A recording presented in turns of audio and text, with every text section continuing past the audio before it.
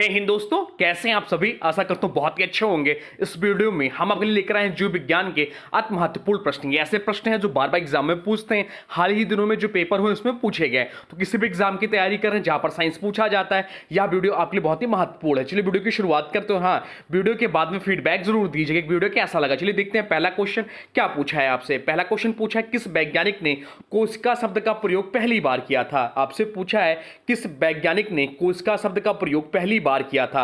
चलिए इसका अगर राइट आंसर पता है तो वीडियो को पॉज करिए, राइट आंसर कमेंट बॉक्स में लिख दीजिए, बता दीजिए इसका राइट आंसर क्या हो जाएगा। तो राइट आंसर जो हो जाएगा वो हो जाएगा ऑप्शन सी। ऑप्शन सी इस प्रश्न का राइट आंसर हो जाएगा। रॉबर्ट हुक ने कोशिका शब्द का प्रयोग पहली बार किया था। 1665 में रॉबर्ट हुक ने कार्क के स्लाइस में कोशिका को देखा और सेल नाम दिया। अब चलते हैं अगले प्रश्न की ओर, देखते हैं अगला प्रश्न क्या पूछा है आपसे। अगला प्रश्न पूछा कोशिका झिल्ली मुख्यतः किससे बनी होती है। कोशिका झिल्ली जो होती है आपकी वो मुख्यतः किससे बनी होती है, यह आपसे पूछा है। चलिए बता दीजिए इसका राइट आंसर क्या हो जाएगा। राइट आंसर जो हो जाएगा वो जगह ऑप्शन बी, प्रोटीन और लिपिड से बनी होती। कोशिका झिल्ली जो बोलते हैं सेल मेम्ब्रेन, ये को प्लाज्मा झिल्ली, प्लाज्मा मेम्ब्रेन भी कहा जाता है। यह मुख्यतः दो प्रकार के अणुओं से बनी होती। किससे? तो लिपिड, विशेषकर फास्फोलिपिड से और प्रोटीन से। कोशिका झिल्ली की संरचना जो होती है फ्लूइड मोशन मॉडल के अनुसार होती है या अर्धपारगम्य होती है, यानी कुछ पदार्थों को अंदर बाहर जाने देती है, या कोशिका की आकार बनाए रखने, पोषक तत्वों के आदान प्रदान और संकेतों के आदान प्रदान में सहायता करती है। चलते हैं अगले प्रश्न की ओर, देखते हैं अगला प्रश्न क्या पूछा है आपसे। अगला प्रश्न पूछा है डीएनए के दो स्टैंडर्ड को कौन सा बंध जोड़ता है। यह आपसे पूछा है डीएनए के दो स्टैंडर्ड जो होते हैं वह कौन सा बंध जोड़ता है, यह आपसे पूछा है। चलिए बता दीजिए इसका राइट आंसर। तो राइट आंसर हो जाएगा ऑप्शन सी, हाइड्रोजन बंध जोड़ते हैं। राइट आंसर हो जाएगा ऑप्शन सी। डीएनए जिसका फुल फॉर्म होता है डीऑक्सी राइबो न्यूक्लिक एसिड के दो पूरक स्टैंडर्ड जो धागेनुमा होते हैं को आपस में जोड़ने का कार्य हाइड्रोजन बंध करते हैं। जैसे एडेनिन जो है थाइमिन के साथ दो हाइड्रोजन बंध से जुड़े होते हैं और गुआनिन जो है साइटोसिन के साथ तीन हाइड्रोजन बंध के साथ जुड़े होते हैं। डीएनए की डबल हेलिक्स संरचना इसी बंधन के कारण स्थिर रहती है। चलते हैं अगले प्रश्न की ओर, देखते हैं अगला प्रश्न क्या पूछा है आपसे। अगला प्रश्न पूछा आरएनए में कौन सा नाइट्रोजन बेस होता है जो डीएनए में नहीं होता। आपसे पूछा आरएनए में कौन सा नाइट्रोजन बेस होता है जो डीएनए में नहीं होता, यह आपसे पूछा है। चलिए बता दीजिए इसका राइट आंसर क्या हो जाएगा। तो राइट आंसर जो हो जाएगा वो जगह ऑप्शन सी, यूरेसिल। यूरेसिल इस प्रश्न का राइट आंसर हो जाएगा। आरएनए जिसका फुल फॉर्म होता है राइबोन्यूक्लिक एसिड, आरएनए में थाइमीन के स्थान पर यूरेसिल पाया जाता है, या ध्यान रखिएगा। चलते हैं अगले प्रश्न की ओर, देखते हैं अगला प्रश्न क्या पूछा है आपसे। अगला प्रश्न पूछा है मानव शरीर में सबसे बड़ी ग्रंथि कौन सी है। मानव शरीर में सबसे बड़ी ग्रंथि कौन सी है, यह आपसे पूछा है। चलिए बता दीजिए कि मानव शरीर में सबसे बड़ी ग्रंथि या ग्लैंड कौन सी है, बता दीजिए या राइट आंसर कमेंट बॉक्स में लिख दीजिए। तो राइट आंसर जो हो जाएगा इस प्रश्न का वो जाएगा ऑप्शन बी। ऑप्शन बी इस प्रश्न का राइट आंसर हो जाएगा। लीवर जो है यकृत जो है शरीर की सबसे बड़ी आंतरिक ग्रंथि है जो पित्त रस का बनाती है। चलते हैं अगले प्रश्न की ओर, देखते हैं अगला प्रश्न क्या पूछा है आपसे। अगला प्रश्न पूछा है रक्त का शुद्धिकरण किस अंग में होता है। रक्त का शुद्धिकरण जो होता है वह किस अंग में होता है, यह आपसे पूछा है। चलिए बता दीजिए। तो राइट आंसर जो हो जाएगा वो जाएगा ऑप्शन सी, वक्र या किडनी, जिसे किडनी बोलते हैं, इसमें रक्त का शुद्धिकरण होता है। किडनी न्यूफ्रॉन द्वारा रक्त से विषैले पदार्थ छानकर यूरिन बनाता है। चलते हैं अगले प्रश्न की ओर, देखते हैं अगला प्रश्न क्या पूछा है आपसे। अगला प्रश्न पूछा है मलेरिया का परजीवी कौन है।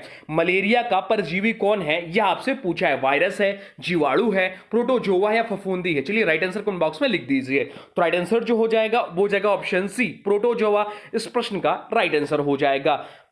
प्लाज्मोडियम नामक प्रोटोजोआ मादा एनफ्लूएंजा मच्छर द्वारा फैलता है मलेरिया। चलते हैं अगले प्रश्न की ओर, देखते हैं अगला प्रश्न क्या पूछा है आपसे। अगला प्रश्न पूछा त्वचा में कौन सा पिगमेंट जो है रंग देता है। त्वचा में कौन सा पिगमेंट जो है वह रंग देता है, यह आपसे पूछा है। चलिए बता दीजिए राइट आंसर। तो राइट आंसर हो जाएगा ऑप्शन बी, मेलानिन। मेलानिन इस प्रश्न का राइट आंसर हो जाएगा। मेलानिन जो है सूर्य की यूवी किरणों से सुरक्षा देता है और त्वचा का रंग निर्धारित करता है। चलते हैं अगले प्रश्न की ओर, देखते हैं अगला प्रश्न क्या पूछा है आपसे। अगला प्रश्न पूछा है पाचन क्रिया का प्रारंभ कहां से होता है। बढ़िया प्रश्न है यह।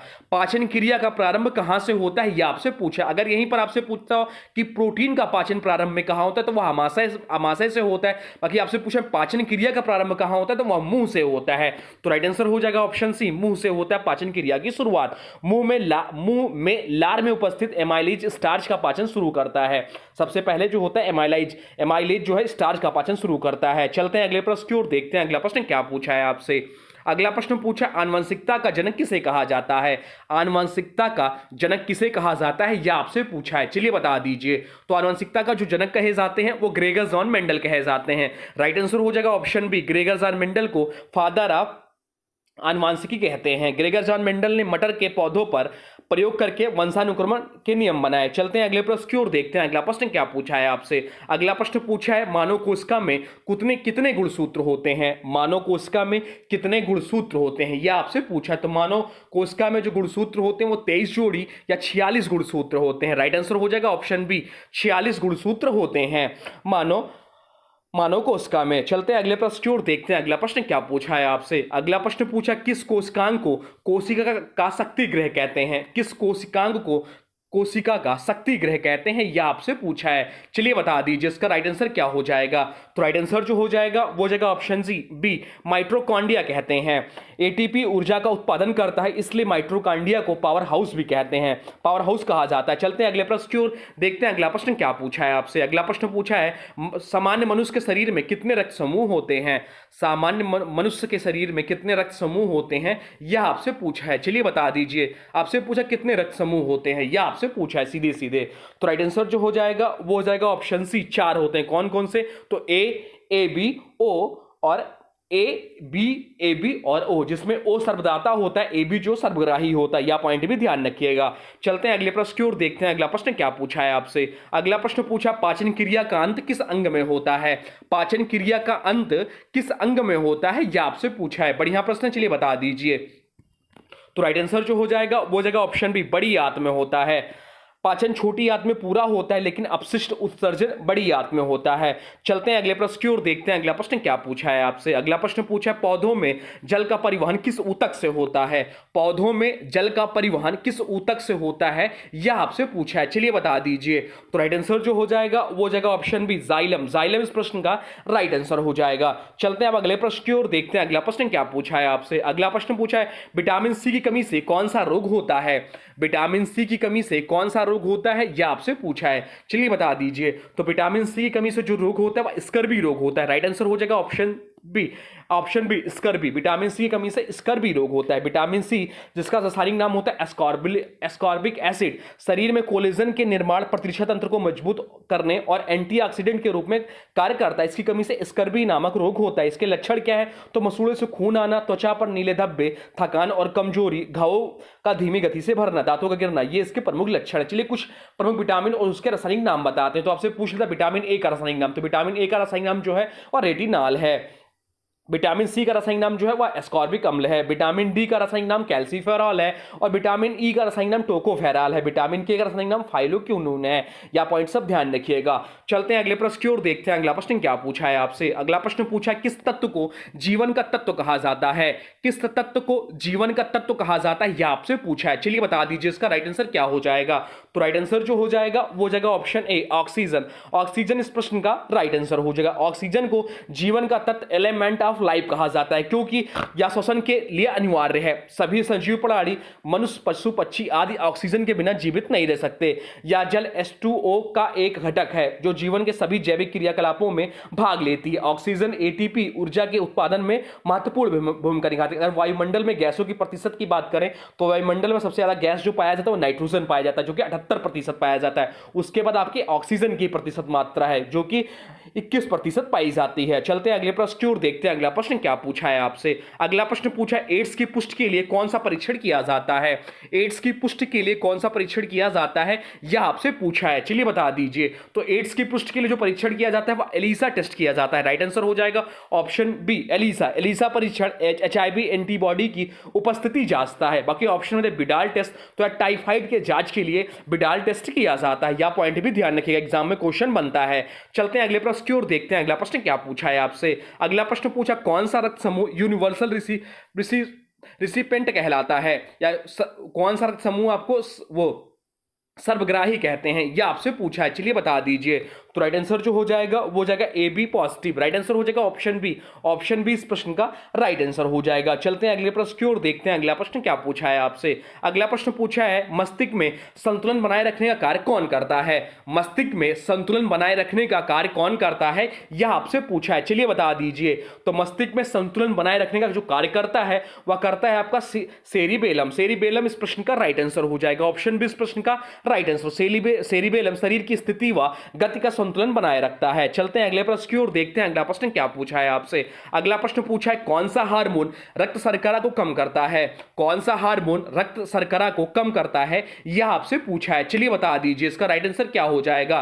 तो राइट आंसर जो हो जाएगा वो जाएगा ऑप्शन सी, इंसुलिन। इंसुलिन इस प्रश्न का राइट आंसर हो जाएगा। इंसुलिन ग्लूकोज को कोशिकाओं में प्रवेश कराता है जिससे ब्लड शुगर घटता है। चलते हैं अगले प्रश्न की ओर, देखते हैं अगला प्रश्न क्या पूछा है आपसे। अगला प्रश्न पूछा है दृष्टि पटल में रंग पहचानने वाली कोशिकाएं कौन सी हैं। दृष्टि पटल में रंग पहचानने वाली कोशिकाएं कौन सी हैं, यह आपसे पूछा है, चलिए बता दीजिए। इसका राइट आंसर क्या हो जाएगा। तो राइट आंसर जो हो जाएगा वो जाएगा ऑप्शन बी, कौन कोशिकाएं। कोन सेल्स रंग और तेज प्रकाश में काम करती हैं जबकि रॉड सेल्स अंधेरे में। चलते हैं अगले प्रश्न की ओर, देखते हैं अगला प्रश्न क्या पूछा है आपसे। अगला प्रश्न पूछा थायराइड ग्रंथि किस तत्व के बिना कार्य नहीं करती। थायराइड ग्रंथि जो है आपका वह किस तत्व के बिना कार्य नहीं करती, यह आपसे पूछा है, चलिए राइट आंसर कमेंट बॉक्स में लिख दीजिए। तो राइट आंसर जो हो जाएगा वो जाएगा ऑप्शन सी, आयोडीन। आयोडीन इस प्रश्न का राइट आंसर हो जाए। थायरॉक्सिन हार्मोन्स के संश्लेषण के लिए आयोडीन आवश्यक है। चलते हैं अगले प्रश्न की ओर, देखते हैं अगला प्रश्न क्या पूछा है आपसे। अगला प्रश्न पूछा है मस्तिष्क की कार्यात्मक इकाई क्या कहलाती है। मस्तिष्क की कार्यात्मक इकाई क्या कहलाती है, यह आपसे पूछा है, चलिए बता दीजिए। तो राइट आंसर जो हो जाएगा वो हो जाएगा ऑप्शन बी, न्यूरॉन। न्यूरॉन इस प्रश्न का राइट आंसर हो जाएगा। मस्तिष्क की कार्यात्मक इकाई जो कहलाती है वह न्यूरॉन कहलाती है। न्यूरॉन मस्तिष्क की रचनात्मक व कार्यात्मक इकाई है। चलते हैं अगले प्रश्न की ओर, देखते हैं अगला प्रश्न क्या पूछा है आपसे। अगला प्रश्न जो पूछा है वह पूछा है कौन सी ग्रंथि मास्टर ग्रंथि कहलाती है। कौन सी ग्रंथि जो है वह मास्टर ग्रंथि कहलाती है, यह आपसे पूछा है, चलिए बता दीजिए। इसका राइट आंसर क्या हो जाएगा। तो राइट आंसर जो हो जाएगा वो जगह ऑप्शन बी, पीयूष ग्रंथि। मास्टर ग्रंथि जो कहलाती है वह पीयूष ग्रंथि कहलाती है, जिसे मास्टर ग्लैंड कहते हैं। पीयूष ग्रंथि को ही पिट्यूटरी ग्लैंड भी कई अन्य ग्रंथियों को नियंत्रित करती हैं। चलते हैं अगले प्रश्न की ओर, देखते हैं अगला प्रश्न क्या पूछा है आपसे। अगला प्रश्न पूछा कौन सा रोग प्रतिरक्षा प्रणाली पर हमला करता है। कौन सा रोग जो है प्रतिरक्षा प्रणाली पर हमला करता है, यह आपसे पूछा है, चलिए बता दीजिए। तो राइट आंसर हो जाएगा ऑप्शन सी, एचआईवी या एड्स जो जैसे कहते हैं। एचआईवी वायरस जो है CD4 यानी कि टी सेल्स को खत्म कर प्रतिरक्षा को कमजोर करता है। चलते हैं अगले प्रश्न की ओर, देखते हैं अगला प्रश्न क्या पूछा है आपसे। अगला प्रश्न पूछा कौन सा हार्मोन फाइट और फ्लाइट प्रक्रिया के लिए जिम्मेदार है। कौन सा हार्मोन फ्लाइट और फाइट प्रक्रिया के लिए जिम्मेदार है, यह आपसे पूछा है। तो राइट आंसर हो जाएगा ऑप्शन बी, एड्रीनल। एड्रीनल इस प्रश्न का राइट आंसर हो जाएगा। एड्रीनल ग्रंथि जो है खतरों में शरीर को तेज प्रतिक्रिया देने हेतु तैयार करता है। चलते हैं अगले प्रश्न की ओर, देखते हैं अगला प्रश्न क्या पूछा है आपसे। अगला प्रश्न पूछा है आंखों की पुतली का आकार कौन नियंत्रित करता है। आंखों की पुतली का आकार कौन नियंत्रित करता है, यह आपसे पूछा है, चलिए बता दीजिए। इसका राइट आंसर क्या हो जाएगा। तो राइट आंसर जो हो जाएगा वो जाएगा ऑप्शन सी, आइरिस इस प्रश्न का राइट आंसर हो जाएगा।